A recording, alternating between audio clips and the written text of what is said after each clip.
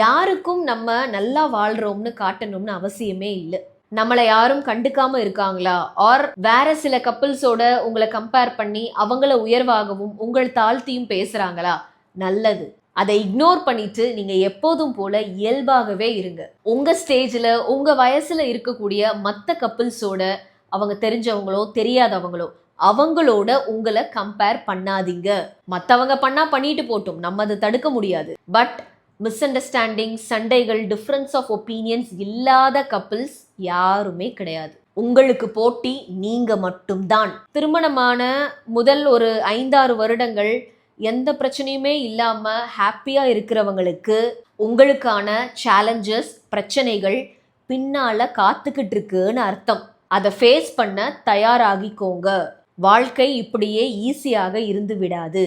And திருமணமாகி கிட்டத்தட்ட 7-8 வருஷம் ஆச்சு.